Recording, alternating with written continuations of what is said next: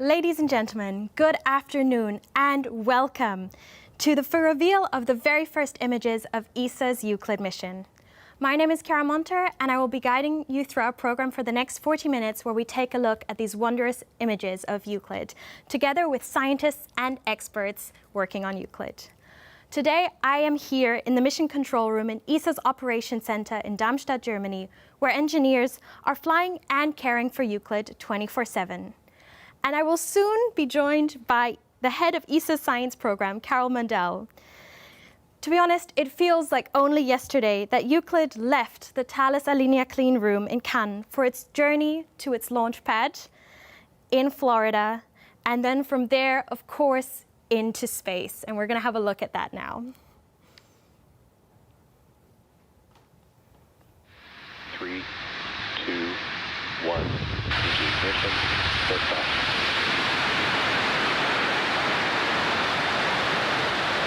Spacewalk propulsion is nominal.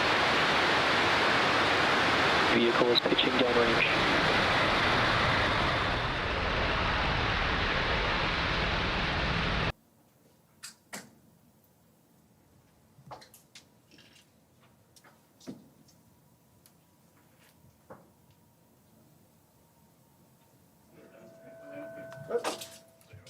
Hey, they're all positions loaded. We have a signal from Euclid in space. Yes.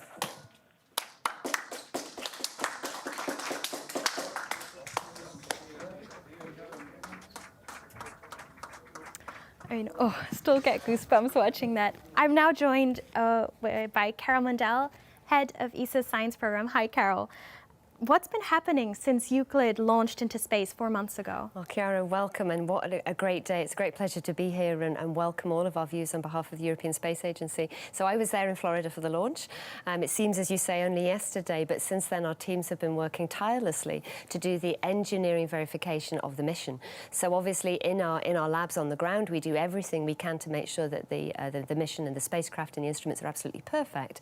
But it's not until you fly into the depths of space and you try out your instrument for real as to whether you figure out whether everything's okay. And so we've had a few engineering challenges through the summer. The teams have been working day and night to actually beat those challenges, and actually today is an iconic day because I'm absolutely delighted to say that this is the point where we say that we have reached all of our engineering milestones for the mission, and we're now able to move into the science phase, and so it's a really special day today. It's super exciting. I'm really happy to be here.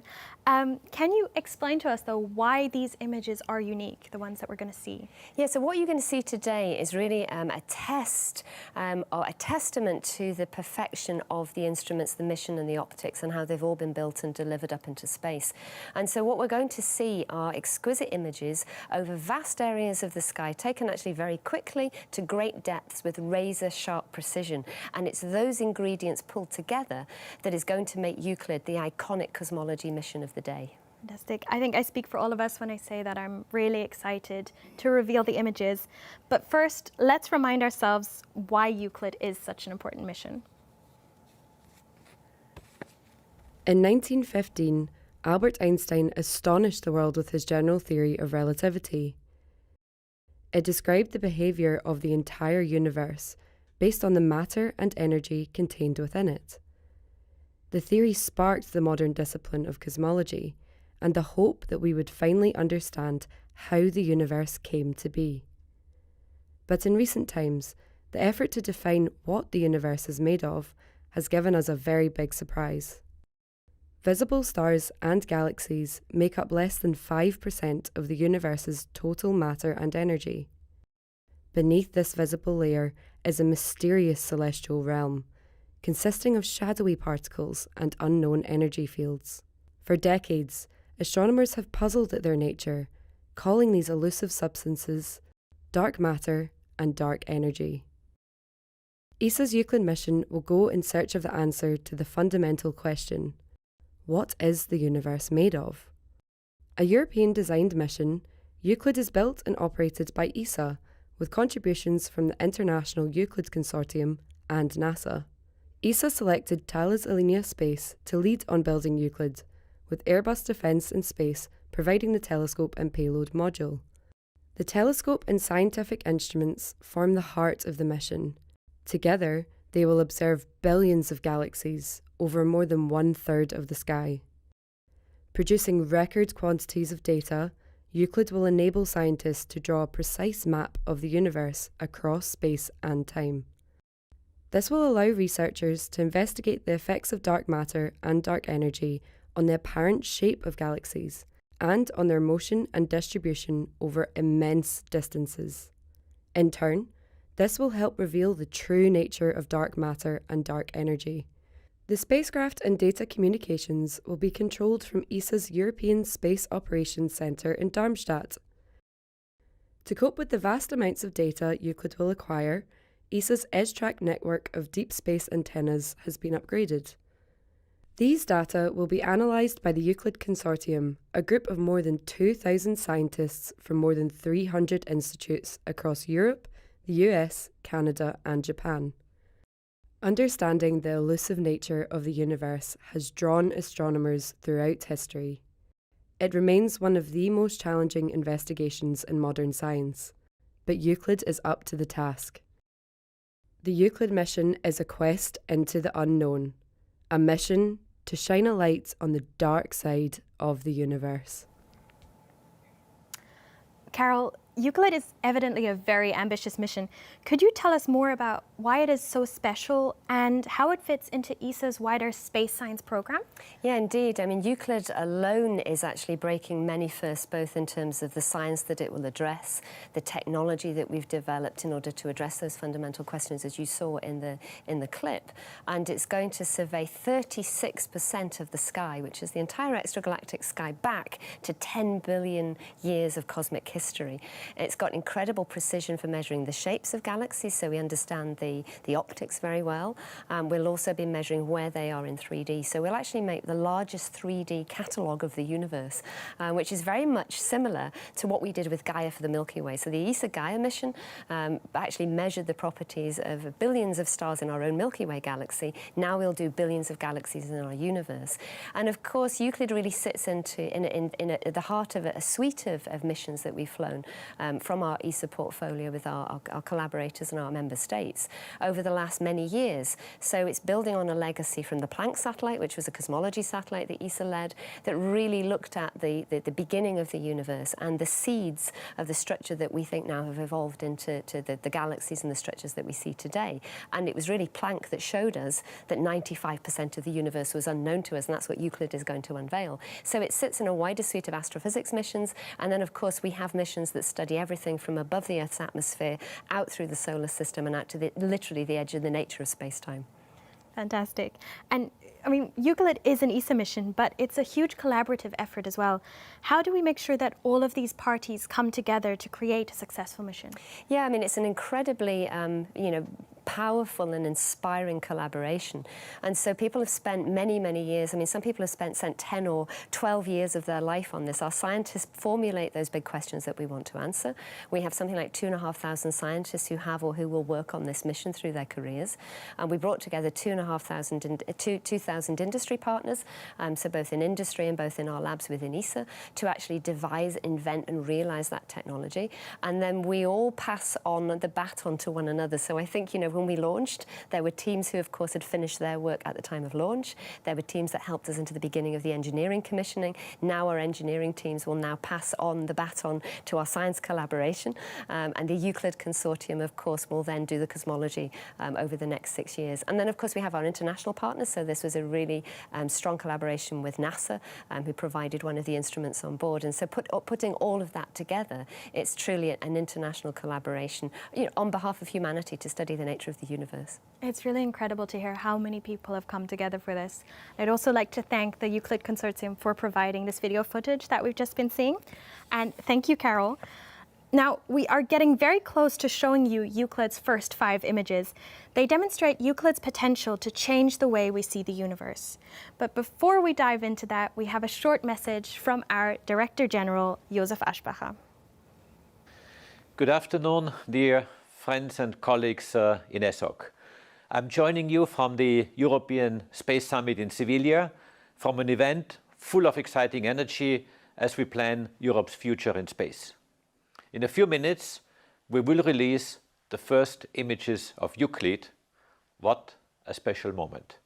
A mission that will reveal the invisible 95% of the universe, which is truly incredible, and a milestone for ESA's world-class space science program. Extraordinary, ambitious missions like Euclid encounter challenges along the way. And all these challenges were successfully overcome thanks to the many dedicated people. Seeing Euclid now ready for science is a proud moment for all of us. A milestone for European science and exploration. Seeing Euclid now ready for science is a proud moment for all of us, a milestone for European science and exploration, and our leadership in science and technology. With over 3,600 people who have contributed and a consortium of over 2,000 scientists, Euclid is also a strong statement for the power of international cooperation. It shows the strength of our partnerships with the world's most capable experts, agencies, and industrial partners. I would like to thank and congratulate our member states, the Euclid Scientific Consortium, NASA, Thales Alenia Space, and Airbus Defence and Space, as well as the teams at ESA for this outstanding achievement. I'm looking forward to the many exciting insights that Euclid will bring us, especially to help us understand what dark matter and dark energy really are. Thank you. The time has come for images, ladies and gentlemen. These images were all taken as part of a special program to examine a set of celestial targets chosen for both their public appeal and scientific value. In total, the program took less than 1 day of observation time out of a 6-year mission. With these images, we will begin looking far into the distant universe, with each image gradually coming closer to Earth. Carol Mundell, head of ESA's science program, is still with me to reveal the very first image. But before you do that, could you give us a sense of the scale of these images that we're going to see? Yeah, absolutely. So in a single shot, we have a number of CCDs. So this is what Euclid sees when it first looks on the sky. And to give you a sense of how vast this is, it's actually bigger than about 2.5 times the surface area of the moon when we put that onto the sky. And I'm told that there are about 600 million pixels in there. So this is a mega camera by all accounts. And it's got exquisite sensitivity and very, very, very high precision. So you combine all of those together, and that actually explains why we could make these incredible observations that we're about to see in such a short space of time. When we do the cosmology survey, we will do 30,000 of these pointings, and so that's going to be a vast data rate coming down to our data centers. Wow. And I think we're ready to reveal the first image. We are. Right? So this is a really exciting moment for me. I'm going to take our breath because this is an iconic moment. So, you know, thank you to all of our viewers and all of our stakeholders and everybody who's made this possible, and particularly our teams who've been working on these images tirelessly. So it's a great delight. And without further ado, I will now reveal the first image in our sequence. And here is the first sight of our Euclid image.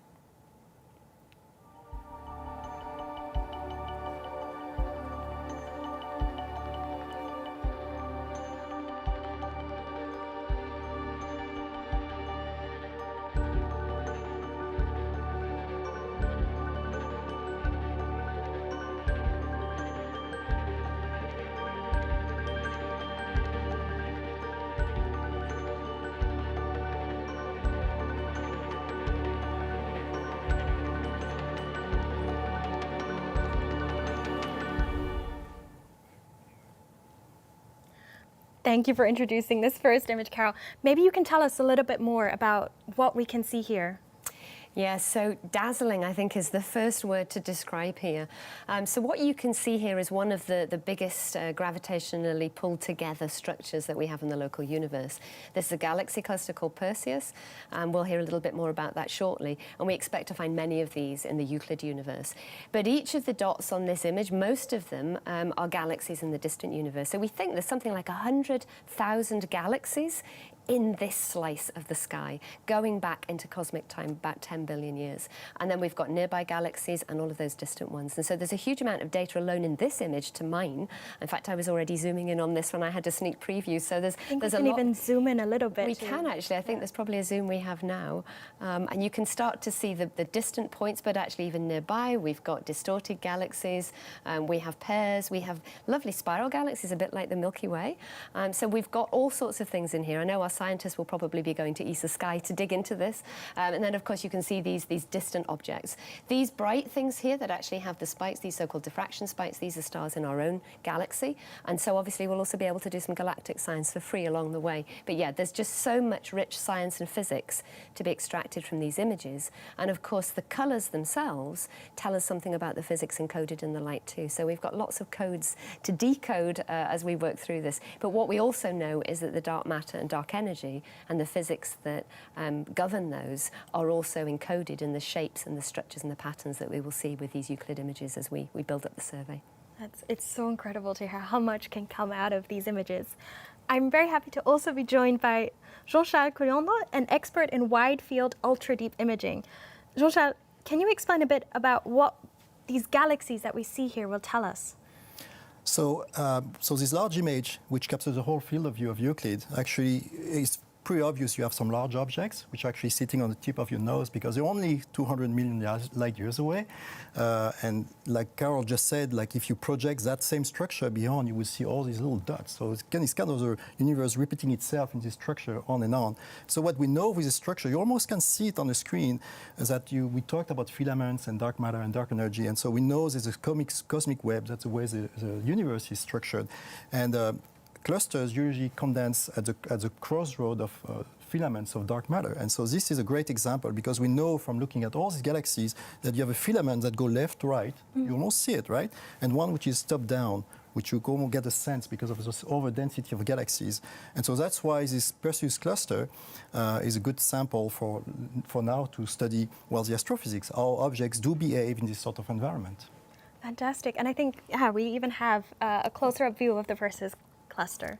Yeah, so in this one, just like Carol was mentioning, we see like a diversity of types of galaxies. You have spirals, you have ellipticals, and then we have also dwarfs, tons of dwarfs, because the smaller you get into the zoo of galaxies in clusters, the more you find them. And so this field already has revealed tons of these dwarf galaxies. Very exciting. Fantastic. And Carol, we've imaged the Perseus galaxy cluster before with other telescopes. What makes Euclid's view so special?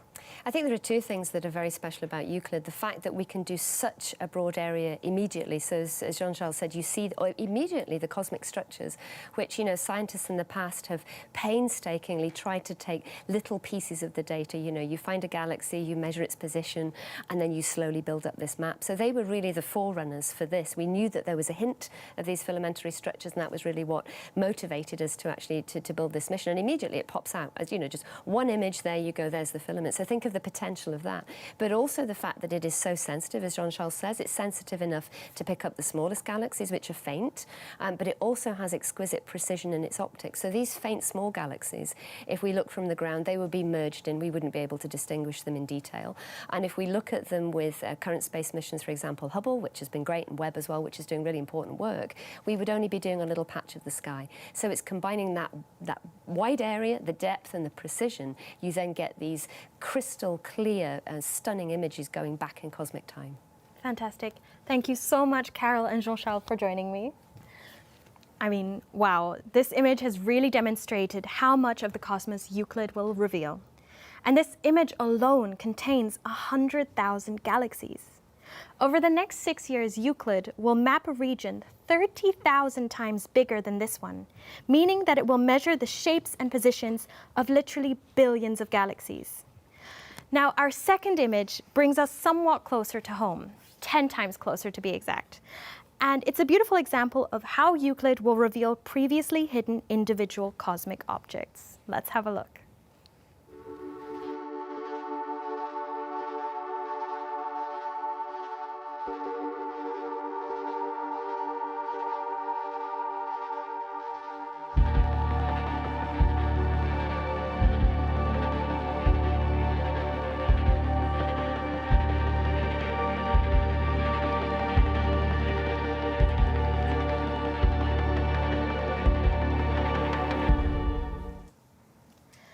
this galaxy is nicknamed the Hidden Galaxy because it lies behind lots of dust, gas, and stars. And I'm happy to be joined by two ESA scientists. We have Guadalupe Cañas-Herrera and René Larais. René, you are the project scientist for Euclid. Could you tell us how Euclid allows us to see this hidden galaxy? Right, this galaxy is in the plane of our own Milky Way. And because of that, we look through many stars, past many stars, and also gas and dust in our own plane. Euclid looks in the infrared and in the red. So it's false color, what you see here. What is blue in this image is really red in real life. And what is red here is infrared, so it's invisible in real life. So what we see is basically the infrared and blue and red light from this galaxy. Now, why in the red and the infrared? Imagine the sun coming up, it's red. And that's the reason why, that's because blue light is scattered away or absorbed by the dust and gas in our own atmosphere. Now, the same happens to this galaxy. And I think we can see what infrared achieves here on the screen. Yes. Right? You see a little galaxy in the middle. Mm-hmm. So we don't look only through our own galaxy, but even through this big galaxy to see the background galaxies. So this is amazing what infrared is doing. Incredible. And you also see all the details here, the little stars around, and this is in the spiral arms of this big galaxy. Fantastic. Guadalupe, as a cosmologist, you must have seen images of many galaxies. How does this one compare? I think we can maybe go back to the big image and take a look. Yeah. Right, the galaxies that I'm used to seeing, actually, they're like the small galaxies that we were seeing resolved in the arm of this amazing spiral galaxy, but it's just breathtaking. If I envision myself, if I have to imagine for a moment a spiral galaxy, it will be really close to this spiral galaxy. And it's thanks to this kind of galaxies that we can actually study an indirect detection of dark matter, because we study the rotation of galaxies like this one to actually infer how much dark matter we have in our universe. So cool. And I mean, this galaxy does look very similar to the Milky Way galaxy, our own galaxy. How can studying galaxies like this one help us study our own home in space? Right, so as you said, we are in our Milky Way. We know that it is a spiral galaxy, but as we are inside the Milky Way, we cannot actually see the whole galaxy. This is why we rely on spiral galaxies like this one to infer features and the nature of how these galaxies behave. So not only how they have formed, but maybe even their eventual fate, for instance. Fantastic. And we also hear that Euclid, as you mentioned already, will tell us a lot about dark energy. René, what does this beautiful spiral galaxy have to do with dark energy? Right, that's a good question.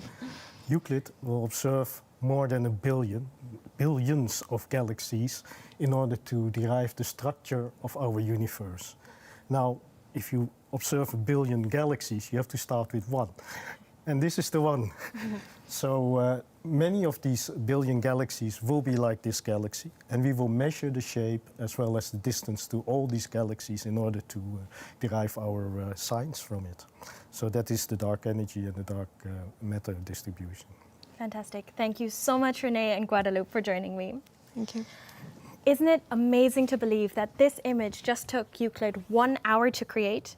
The fact that Euclid can take these large images so quickly is one of the things that makes it unique.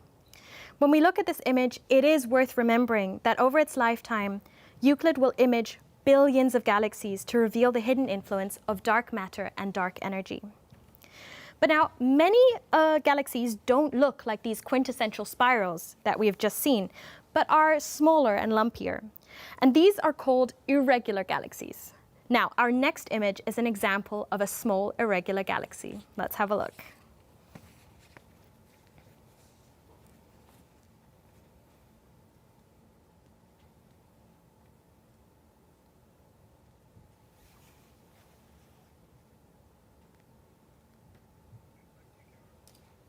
So this galaxy is relatively nearby, so a neighbor, so to say.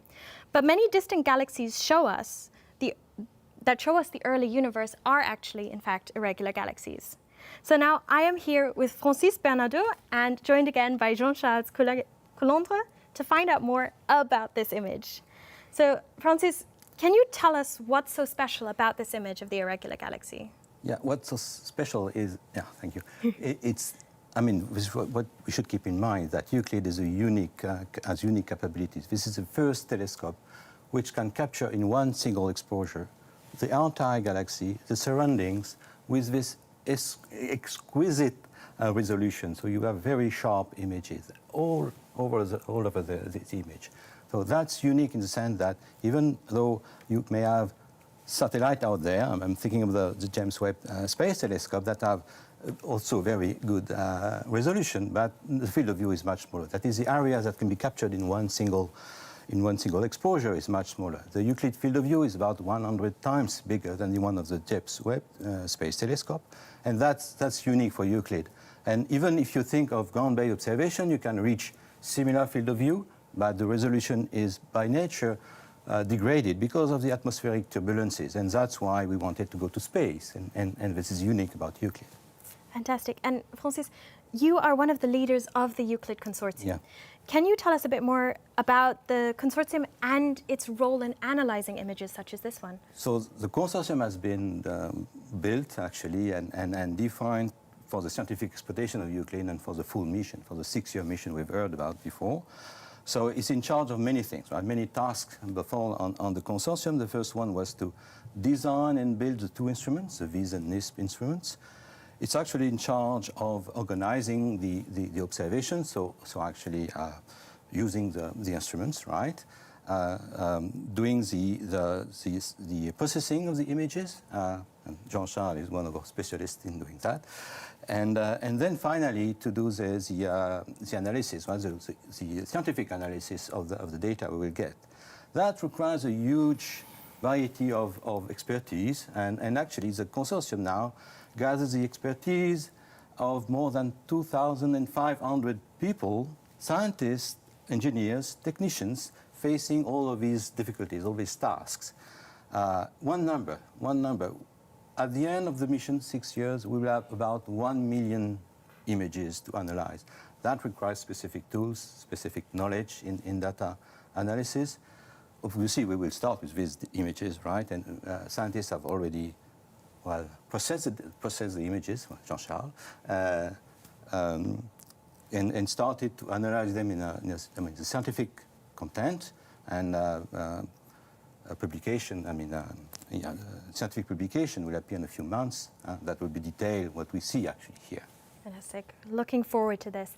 Now, Jean-Charles, Francis has already mentioned it. You actually led the processing of the data we received from Euclid to create these stunning images. Can you tell us what that felt like, what that process was? Oh, it was amazing. Yeah, so I had the distinct privilege of having access to these first data. And there were a special program that was meant to make people dream about what we're trying to do here.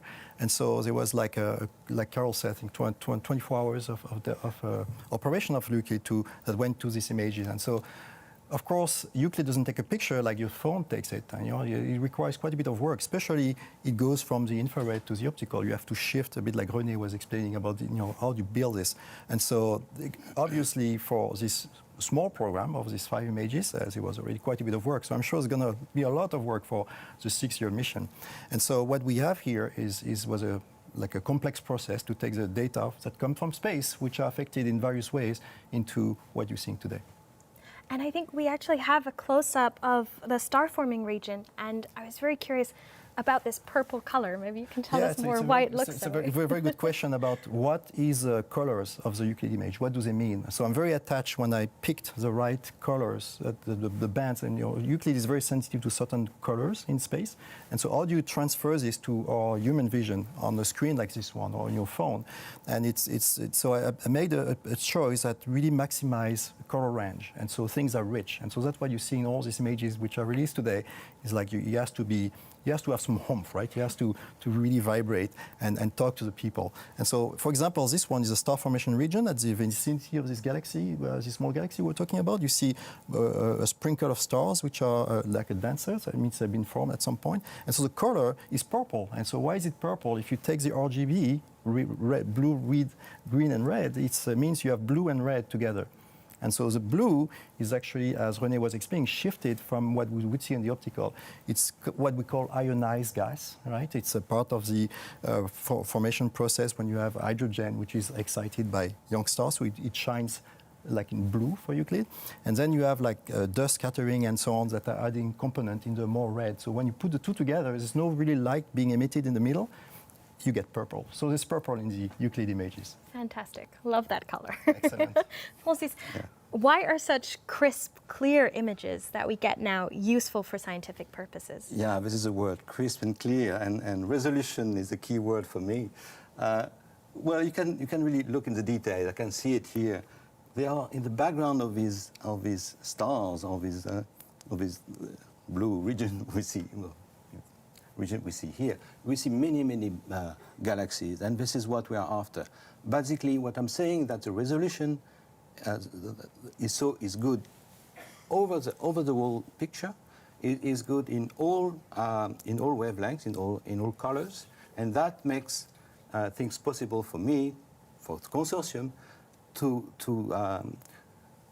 identify a very large number of these background objects, and these background objects will be used to derive what we want to derive out of Euclid, that is constraint of dark energy and reconstruction of the expansion history of the universe. Fantastic. Thank you very much, Francis and Jean-Charles, for Hello. joining me. Now, during its mission, Euclid will generate vast amounts of data, the equivalent of about 1 million DVDs. And it's fascinating to hear how we turn all of those ones and zeros that Euclid sends down to Earth into the stunning images we are seeing today. And now we are entering inside the Milky Way galaxy, our home in space. Our next image beautifully illustrates how much information Euclid can capture in each shot. Let's take a look.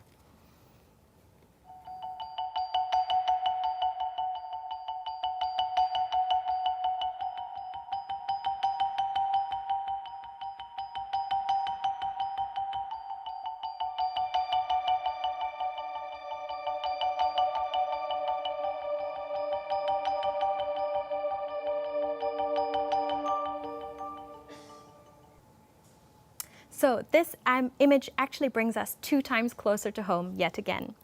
And here what we see is what's called a globular cluster, a collection of hundreds of thousands of stars bound together by gravity. And this is actually the second closest globular cluster to Earth. Now, joining me today is Reiko Nakajima, a scientist working on one of Euclid's instruments, and Giuseppe Recca, Euclid project manager. Reiko, could you tell us more about what's so special about this image? Yes, as previously mentioned, to have the entire globular cluster in one field of view is a feat that currently only Euclid could do in space. And so we have this enormous field of view that contains all the stars in the globular cluster in one field of view, but also at the same time the high resolution where we resolve the single stars and we could count how many stars there are. In fact, the resolution is good enough that we can actually see background galaxies behind these clusters of stars. It's quite amazing. And on top of that, there is a little bit of processing magic that happens. When you want the faintest stars to show up in the image, you take a longer exposure. But when you do that, the brighter stars can wash out the image, parts of the image. And in order to avoid that, what Jean-Charles did was he combined long exposure images with the short exposure images so that we could resolve both the bright and the dim stars. Fantastic. And how exactly does the design of Euclid enable it to capture unique images like this one? Right. Euclid was designed as a wide field imager, which means the telescope was designed so that it could capture a big portion of the sky at once. And this is an enormous engineering feat because you have to be in focus at this end of the corner, this end of the image versus the other end of the image, just as in focus as it is in the center of the image. So there's the telescope design. We also have to have lots of pixels, 600 million more. It's more than 600 million pixels. And so that is in the VIS instrument. On top of that, we have to have an extremely stable pointing. If the spacecraft is jittery, we're not going to get crisp images. But we now have a very stable spacecraft. Fantastic, and so many things to consider for such an image. Giuseppe, you managed the entire Euclid project up until recently. Was this the kind of image you were expecting it to produce, or does anything surprise you? It's actually the kind of image we were hoping to achieve, and we are really very, very satisfied and proud that we managed really to achieve and to have this quality, the image quality itself, as Raiko was saying, the jitters, the stability, the thermal control, everything really turned out to be really has the objectives were. So that's really a great satisfaction. Fantastic. And how exactly will scientists use Euclid's images of globular clusters? The scientists will observe this and will try to find also particular effect which is related to the general objective of Euclid, which is actually to map the dark matter across the universe, so between galaxies. And we will not be doing that generally within our own galaxy, but this type of images can also be used by the scientists to really look at the distribution of dark matter also inside our own galaxy and around this globular cluster by looking at particular effects, how the distribution of the visible matter is, how the stars are behaving, if there is certain things like tidal tails are called, and that would give an indication of what the dark matter is also inside our own galaxy. So it's really something, a bonus in comparison to what the regular observation of Euclid will be. Wow, incredible. Thank you so much, Raiko and Giuseppe, for joining me. So, as Raiko mentioned, no other telescope in existence can capture an image like this in just one sitting. They would need to take lots of smaller images with different exposure times and combine these together in a mosaic. So it's wonderful to see how Euclid is heralding a new era of astronomical imaging. So we still have one very special image to look at, and I'm extremely excited to share that with you. But before this grand finale, I want to talk to a couple of experts on how we have reached this point. Since its launch on the 1st of July, Euclid has faced some challenges, and I know that so many people have worked together brilliantly and put in a huge amount of effort to make sure that everything is operating. I have with me Micha Schmidt, who leads the operations of Euclid at ESA, and Paolo Musi from Thales Alenia Space. Thank you. Micha, could you tell us about some of the challenges you faced with Euclid over the past few months and how you've managed to overcome them? Yes, thank you, Chiara. So first of all, I mean, the launch and the early orbit phase and then commissioning is really the climax of the work. We are being prepared for that, so we start a couple of years before the launch to follow the development and develop our systems here. And then we go in some sort of simulation campaign here in this control room, the main control room. So this was our home. And then you come to the launch where you really feel prepared. And then everything comes differently anyway, and you have new challenges when you see the spacecraft working. But first, I would like to emphasize that actually we had a huge amount of tasks on our plate. We had 94 major blocks to be done. We wanted to do them in 45 days, but then Giuseppe, who was here before, told us, no, you do it in 31 days. And we tick-marked one after the other. Yeah, and this was really smooth operations. And thank you very much, Paolo, for this nice machine. And we were able to do challenging things like the focusing or like even the decontamination. We were tilting the spacecraft to an angle which was not foreseen. So a little bit of sun was shining on forbidden areas and so on. This all worked smoothly, but then there are challenges, of course. And these three major challenges, or the elephants in the room, you may have heard already before, where first of all we discovered stray light, which should not have been. This was easy to correct. So after it was identified, actually we allow the spacecraft only to turn in a certain direction such that the sun shield actually hides the reflecting area from the sun. So this was not easy for us because we avoid this. It will be more a challenge for the people doing the survey later on because they have harder constraints. Second thing was X-ray. We cannot do anything against this will occur. So we will lose 3% of the observations. We have to redo them or you take this into account in the processing. And then there was another specific challenge.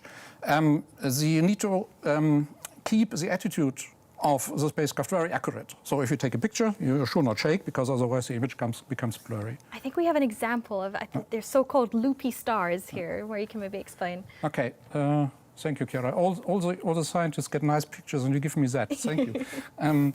Okay, so if you would like to keep stable, imagine that actually Euclid would be on top of Mount Everest and would looking down to the sea level. Once locked on a star formation with a special fine guidance sensor which was developed specifically for this mission, you would be able not to leave the area of the bullseye of a dart plate. So that is 1.2 millimeters, yeah, for 15 minutes. But even more, it's not Mount Everest, it's 3 times Mount Everest. Yeah, and of course the FGS was not doing that. So actually, yeah, so it was looping because the fine guidance sensor could not lock on the star formation because it was taking artifacts which come from cosmic rays and could not distinguish it from stars. So then the industry went back on the desk and found a solution. We have updated the software. The software was loaded on board after some testing on ground, and the problem is solved. Fantastic. Thank you so much. And it's really interesting to hear those numbers and imagine it with Mount Everest. So thanks for that example. Now, Paolo, you work for Thales Alenia Space, the company tasked with developing Euclid. What has your role been in the commissioning phase?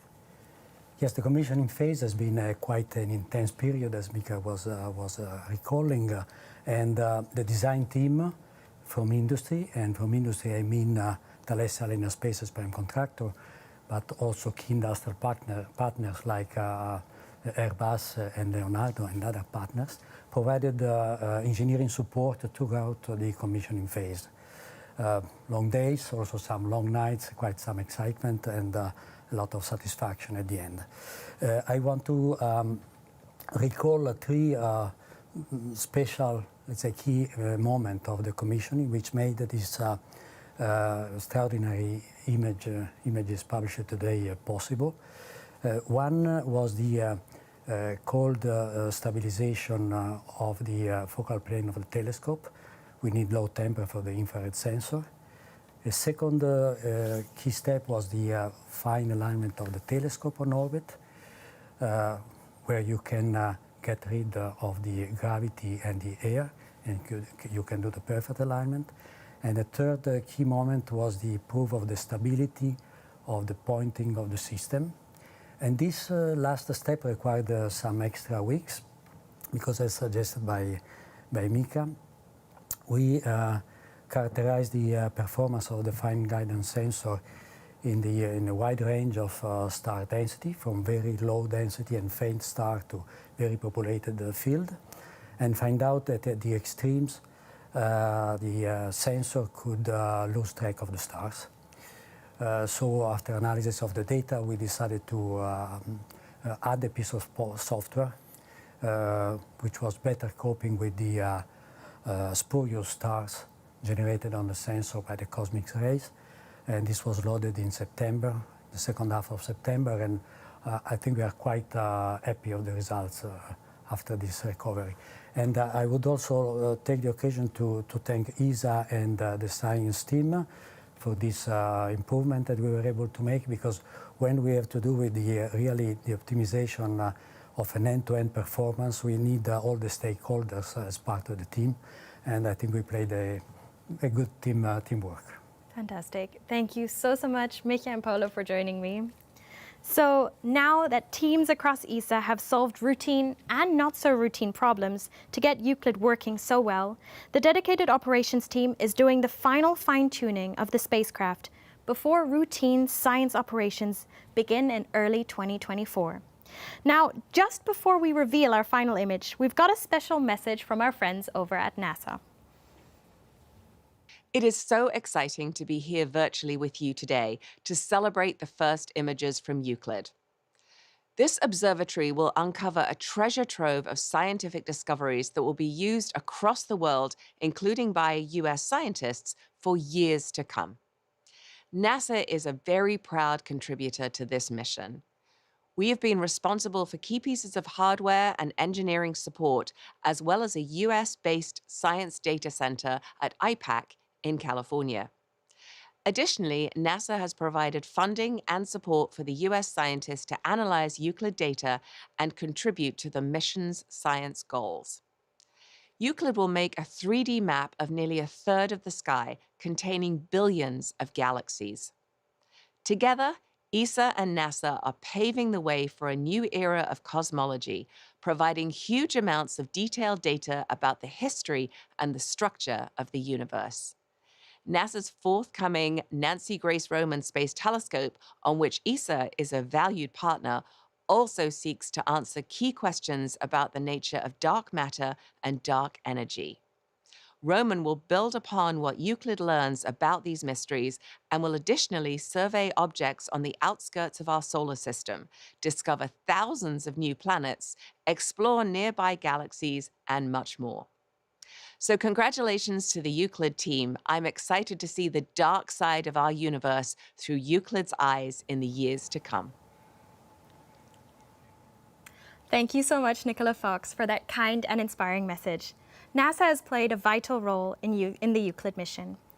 For me, hearing about all of these clever fixes that the team has come up with to solve the challenges Euclid has faced makes this last image even more impressive. Now, I know that many people will recognize this famous celestial beauty from images by other telescopes, but Euclid has brought us a whole new view. Let's have a look.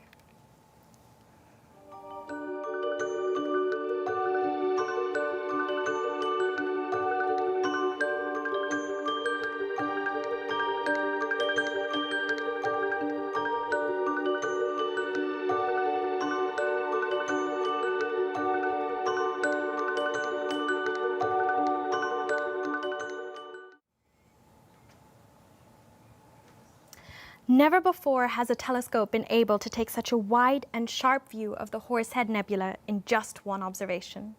And I'd like to welcome back Carol Mundell along with Jason Rhodes from NASA. Carol, I have to ask again, why is this image so special? Well, again, it's this huge field of view. This was just 1 hour of observations with Euclid. And as you saw, as we had the zoom out, you could actually see little distant galaxies. I saw a spiral galaxy, a barred galaxy. So there are galaxies hidden in here. But of course, this is a very local neighborhood for us. And this is a very famous stellar nursery, really. Stars are born here. You can see dust, you can see gas, and you can see lots of physics that we'll be extracting from this image. But it's the sharpness, the crystal clear crispness, the very wide field of view, and the incredible detail that we've got, along with the sensitivity to faint light across all of the bands combined together, that make this image so special. We could make this up with other images from other telescopes, but it would take us an awfully long time to take an awful lot of observations and stitch them all together. So, you know, you just get that with one hit. Fantastic. And Jason, can you give us an insight on the kind of things that we can see here in this image? Yes, in this beautiful image, as Carol said, we have a stellar nursery. We're seeing stars being born.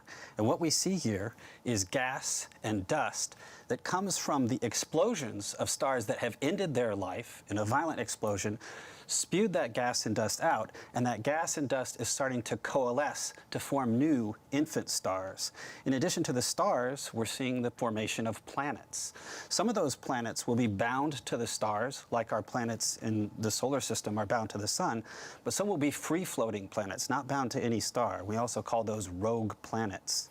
In addition to the stars and planets, we hope to find brown dwarfs in here. Brown dwarfs are too big to be planets, but they're just a bit too small to be stars and undergo nuclear fusion and give off their own light. But what we see here, the stars, the gas, the dust, and the planets and the brown dwarfs, they're all hot, and so they're giving off heat or infrared light.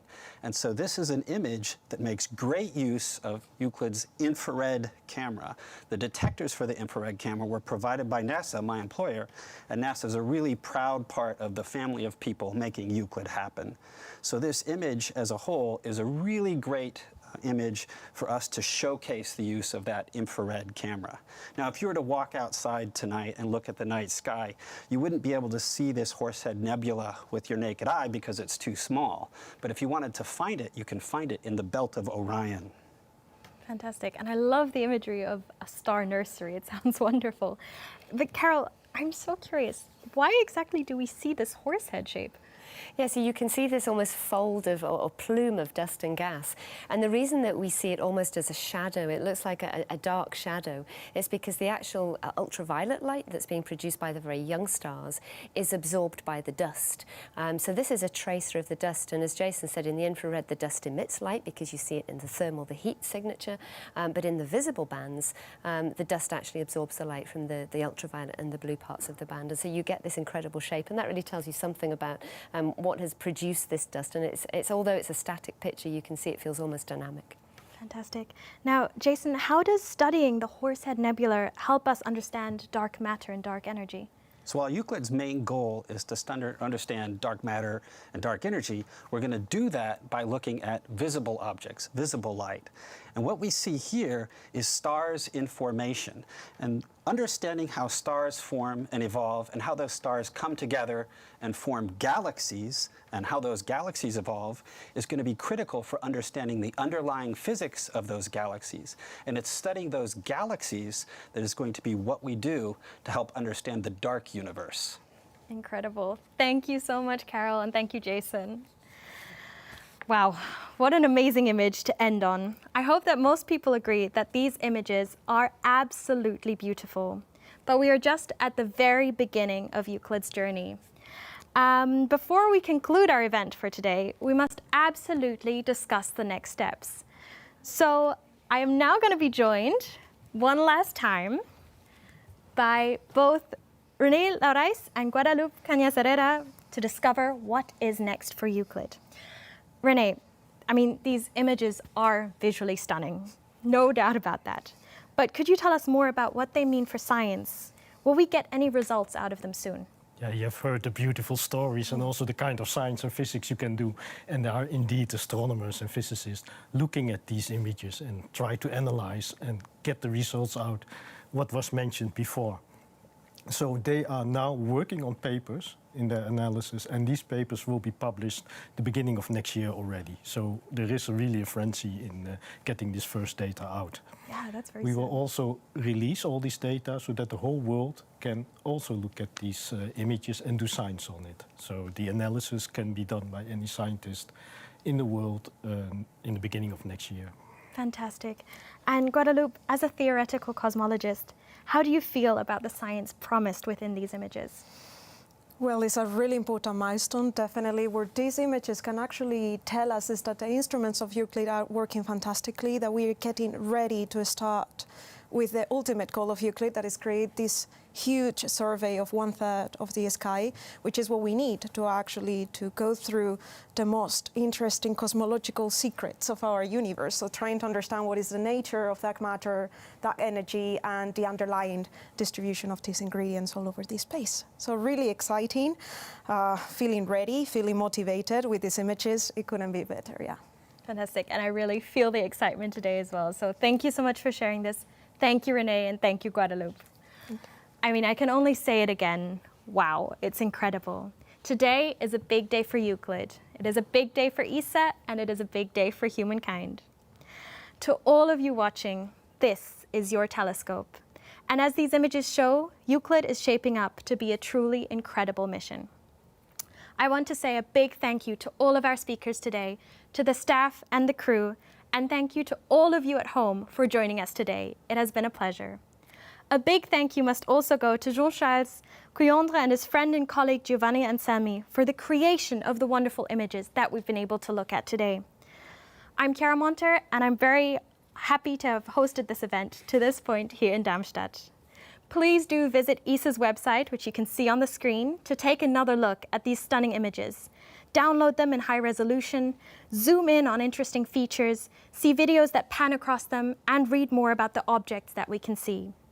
Euclid is ready to start its scientific journey into the dark universe, and we've seen the beautiful views from this edge of darkness. But this is just the beginning.